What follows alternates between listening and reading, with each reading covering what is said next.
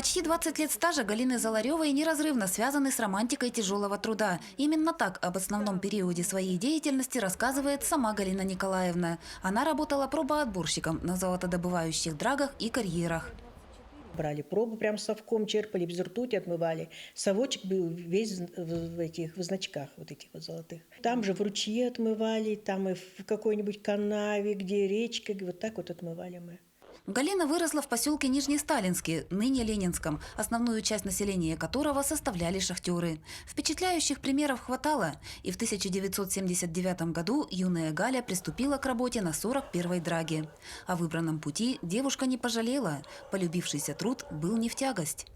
Ну, скорее всего, я не понимала еще тогда, куда иду, просто устроилась на работу и вот так вот. Понравилось потом, так вот и осталось. Сегодня Галина Николаевна находится на заслуженном отдыхе, но без дела не сидит. Сейчас она работает в районном доме культуры. Отзывчивая, доброжелательная, активная оптимистка. Так Галину Николаевну характеризуют друзья и коллеги. Галина Николаевна человек отзывчивый, талантливый, творческий, коммуникабельный. Она принимает участие во всех мероприятиях, помогает. Труженик золотодобывающей промышленности бывшим не бывает. Это прежде всего характер, сила воли, выносливость и безграничная преданность своему делу. Это люди, во-первых, очень смелые, трудолюбивые, активные. И несмотря на трудности, они никогда не сдавались. В 2023-м Алдан отметит вековой юбилей. К знаменательной дате Совет ветеранов района собирает данные о тружениках, много лет отдавших комбинату «Алдан-Золото». Списки ветеранов комбината «Алдан-Золото» в свое время, как бы это сказать, помягче, что в свое время были как бы утеряны, а наша работа найти людей, которые в настоящее время еще живут, что отдали много лет именно золотой промышленности. И на сегодняшний день, благодаря активным людям поселка Ленинский, Лебединый, Куранаха и Алдана, мы собрали больше 100 списков этих ветеранов. Подвиг, совершенный тружениками тыла в годы Великой Отечественной войны, невозможно переоценить. Алданцы сдали государству 16 тонн золота, а также иные полезные ископаемые. В 2021-м Алдану было присвоено почетное звание города трудовой славы. Традиции самоотверженного труда сегодня продолжаются. Татьяна Вахнина, Георгий Баранов, Александр Лукин, Алдан. Такой вот подарок к столетию образования Якутской ССР подготовили для якутян Гохран России и Алроса. Всего здесь представлено 97 экспонатов на общую сумму более 6 миллиардов рублей. Ценность коллекции не только культурная, но и ювелирная. В центре экспозиции копии большой императорской короны, державы и скипетра. Подобраны, огранены алмазы, превращены в бриллианты, и ими была покрыта поверхность ювелирного изделия, а ведь было использовано 11 352 бриллианта общей массы 1200 карат. Это очень много, 74 жемчужины украшают этот драгоценный предмет. Уникальные по форме, цвету и размеру алмазы можно увидеть в специальной части экспозиции, организованной компанией «Алроса». Здесь представлены алмазы, добытые на месторождениях «Алроса» в Якутии и Архангельской области. Руководство «Алроса», специалисты именно выбрали те алмазы, которые имеют значение для нашей республики. Это именные алмазы, названные в честь наших государственных деятелей. И в целом показывает то, что какие именно алмазы существуют. Но алмаз в целом делится на алмазы ювелирного качества и технического качества. Мы видим, и сама природа создает иногда очень причудливые формы алмаза. Природа способна создавать самые удивительные экземпляры. Среди представленных экспонатов алмазы в форме черепа, бублика и даже футбольного мяча, добытого в июле 2018 года, накануне четвертьфинала чемпионата мира по футболу между Россией и Испанией. После той памятной игры алмазу присвоили имя ее главного героя – вратаря Игоря Акинфеева. Есть такие уникальные алмазы, большие, технические, которые весом, каратностью, конечно, человека удивляют. Это технические алмазы весом 350 каратов и больше 400 каратов. Представлены на экспозиции Алроса и алмазы, удивляющие своим весом и размерами. Среди них крупный алмаз массой 75 карат в форме октаэдра. В 2017 году ему присвоили имя «Сокровищница Республики Саха-Якутия». Алроса – основное бюджетообразующее предприятие региона. В этом году также отмечает свой юбилей. Столетняя история республики вот уже 65 лет неразрывно связана с деятельностью алмазодобывающего лидера промышленности Якутии. Именно это единство во многом способствовало формированию современной государственности Якутии и обеспечивает развитие республики в 21 веке. Ульяна Шагина, Григорий Охлопков, Якутск.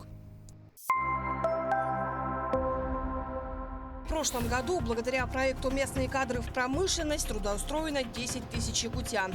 Якутия готова и дальше его развивать, не только находя работу желающим, но и обучая их новым профессиям. Так, в 2020 году в Якутии был запущен новый проект «На вахту 14.рф». В том числе, например, мы летом отправляли наших граждан за пределы Республики Саха-Якутия. Например, более 100 человек были направлены в Кавыктанское месторождение, это Иркутская область. Тоже это очень хороший показатель. Когда мы, помните, год 5-10 назад говорили, в основном работают у нас приезжие. Сейчас, наоборот, картина меняется. Якутия является уникальной территорией по разнообразию, количеству и качеству полезных ископаемых. Здесь официально зарегистрировано 1823 месторождения. Алмазов 82% запасов России, сурьмы 82%, урана 61%. Также на долю Якутии приходится 47% разведанных запасов угля, 35% природного газа и нефти Восточной Сибири и Дальнего Востока. Благодаря решениям государственных деятелей Якутии в 1922 году в республике началось развитие всех направлений деятельности – от культуры до транспорта, от образования, медицины и до промышленности. Руководители автономии Максим Кирович Амосов, Исидор Барахов, Степан Жаков, Степан Васильев всегда понимали, что в первую очередь надо развивать промышленность. И вот как раз в 1923 году был найдено месторождение на ручье незаметное рассыпного золота. И вот сейчас в этом месте построен город Алдан. Вот в 1924 году было уже организовано як золота. И вот началась добыча драгоценных металлов золота у нас в Якутии. В 70-е годы прошлого века шло развитие Южно-Якутского территориального комплекса. Параллельно развивались золотодобыча в Усьмайском и Аймиконском районах, добыча олова в Депутатском, угля в Тампонском, Верхнеколымском и Кобяйском районах. В годы войны в Сангаре было добыто более 525 тысяч тонн каменного угля. Поселок Сангар, именно поселок работяг. И славу его создавали наши люди. Наши горняки и наши учителя, медики, все работники, все обслуживающий персонал именно нашего сангарского рудника, а после шахты Сангарской. В 50-е годы 20 века с открытием алмазоносных месторождений на западе республики начала создаваться мощная алмазодобывающая промышленная инфраструктура. Сегодня Якутия сохраняет лидерство на Дальнем Востоке по объему промышленного производства. И в этом вопросе драйвером развития промышленности в Якутии является компания «Алроса». В 2021 году Якутия получила рекордные дивиденды в консолидированный бюджет республики от компании почти 50 миллиардов рублей. Компания «Алроса» очень серьезно увеличила свои социальные инвестиции, в первую очередь в территорию, где она добывает алмазы, это в первую очередь в Мирнинском районе. Это очень важно, потому что я в своих выступлениях уже неоднократно говорил о том, что и республика, и в целом мы должны повернуться лицом к тем людям, которые добывают алмазы и на самом деле куют благополучие всей республики. Сегодня почти каждый третий рубль на Дальнем Востоке производится у нас, в Якутии. По итогам первого квартала этого года добыча угля, газа, нефти и золота по сравнению с прошлогодними показателями выросла на 10%. Между тем, в 2021 году рекордная добыча природных ресурсов побила все показатели прошлых лет.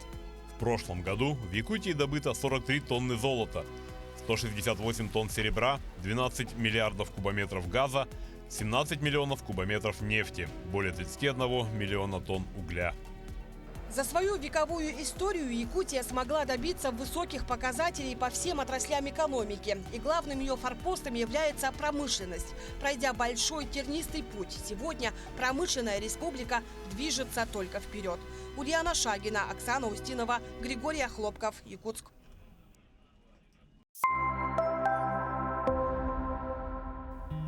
История Якутской автономной Советской Социалистической Республики берет свое начало с 27 апреля 1922 года. Именно тогда был подписан декрет об образовании ЯССР. Именно эта дата стала днем создания государственности якутского народа. Об основных вехах и достижениях Якутии за прошедшие 100 лет смотрите далее. Апрель 1923 года. Общественно-политическая ситуация в республике после гражданской войны наконец нормализовалась. В районе рек Томот и Орто-Сала заработала первая в истории республики золотопоисковая партия. Уже в 1924 году был организован Якутский государственный золотопромышленный трест. С открытием алданских приисков республика заняла ведущее место по добыче золота в стране, а Алдан стал первенцем индустриализации Якутии. К концу 1920-х годов ЯССР достигла впечатляющих результатов в экономическом развитии. В частности, по количеству скота на душу населения Якутия заняла второе место после Аргентины. В 30-е годы Якутия начала осваивать Северный морской путь. С 1933 года по этой судоходной магистрали началось снабжение республики. И в устье Лены были доставлены первые 4400 тонн груза. Но вот наступают годы Великой Отечественной войны, которая не только приостанавливает экономическое, промышленное и социальное развитие страны, но и отбрасывает ее на несколько лет назад. Тем не менее, несмотря ни на что, республика продолжает двигаться вперед. 1 августа 1954 года был найден алмаз первой в Советском Союзе кимберлитовой трубки «Зорница». Уже в 1955-м открыты трубка «Мир» и «Удачная», положившие начало алмазодобывающей промышленности в Советском Союзе. Именно эти события стали толчком для развития якутской энергетики.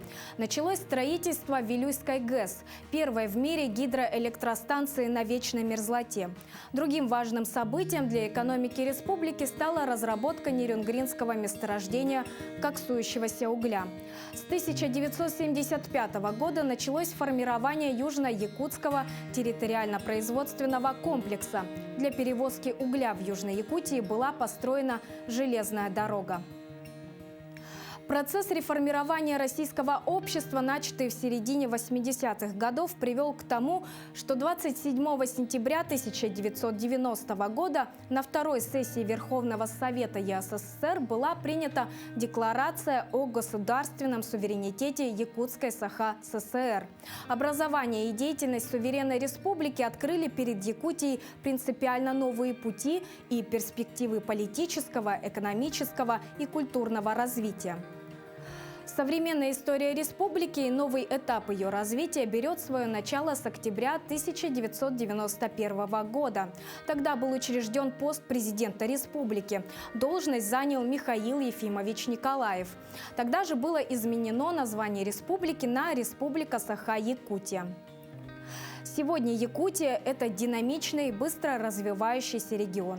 Мы первые во многом – в промышленности, сельском хозяйстве, кинопроизводстве и IT-индустрии. За эти 100 лет республика, как и вся страна, сделала огромный скачок в инфраструктурном, демографическом и культурном развитии. И за каждой цифрой статистики стоит труд тысяч людей, которые своими знаниями и своим трудом строили республику. А дорогу всему этому дали тогда, 100 лет назад, 27 апреля. Железная дорога. 100 лет назад наши предки могли только мечтать о том, что железная дорога дойдет до Якутска. В 21 веке эта мечта осуществилась. Впервые о строительстве железной дороги до Якутска заговорили еще в конце 19 века. Однако по ряду причин этот масштабный проект так и не был реализован. вернулись к нему уже в 30-е годы в Советской России. Но с началом Великой Отечественной войны проект был заморожен, и лишь в мае 1972 года началось повторное строительство участка Бамовская Тында, призванного служить как начальным участком Аяма, так и линией, соединяющей Транссиб с Бамом. В 70-80-е годы проведена огромная работа, и в 1984 году было открыто пассажирское движение до города Нерюнгри. 7 марта 1985 года Совмин СССР принял решение о строительстве железнодорожной магистрали к столице Якутской АСР, городу Якутску. И спустя 4 дня строительство началось. В 90-е, несмотря на непростую ситуацию в стране, строительство железной дороги продолжилось. В это время было уложено золотое звено, и прибыл первый поезд на станцию Алдан. А также по указу президента Республики Саха-Якутия Михаила Николаева было создано открытое акционерное общество «Акционерная компания «Железные дороги Якутии». В 1997 году началась организация перевозочного процесса на участке Нерюнгри-Грузовая Алдан. И в том же году на станцию Томот прибыл первый поезд. В нулевых началось строительство железнодорожной линии Томот-Кердем-Якутск, и к 2010 году строящаяся железная дорога пересекла границу Алданского и Хангаласского районов. Железная дорога пришла в Кердем, а еще через год дорога пересекла границу Хангаласского и Мегин-Хангаласского улусов, уложено золотое звено на станции Нижний Бестях. И здесь же через 2 года было торжественно открыто железнодорожный вокзал. 30 августа 2014 года введен во временную только для грузовых поездов эксплуатацию последний участок длиной более 400 километров – Томот, Якутск, Нижний Бестях. И, наконец, 27 июля 2019 года было запущено регулярное пассажирское сообщение между Якутском и Амурской областью.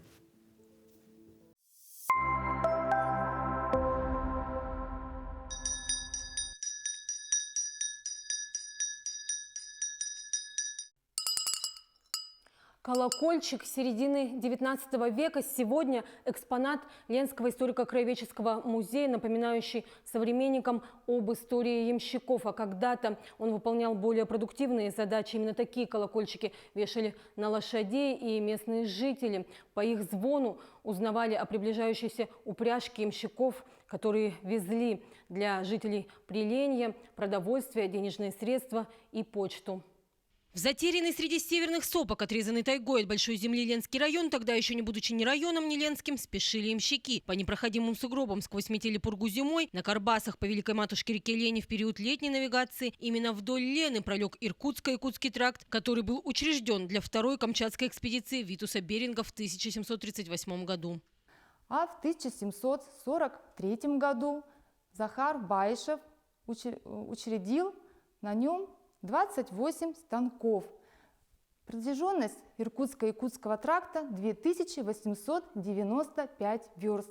На территорию Ленского района пришлось 8 станков. Хабалдинская и Чихаянская станции неудобно располагались на крутых берегах, поэтому ямщики останавливались между ними. На тогда еще безымянной речушке, где по легенде проживал объякутившийся тунгус Мухтуй. В документах же станция Мухтуя появилась в 1773 году. Первые ссыльные русские, поселившиеся здесь – Шабановы, Рыбкины, Кирилловы, Татарченко.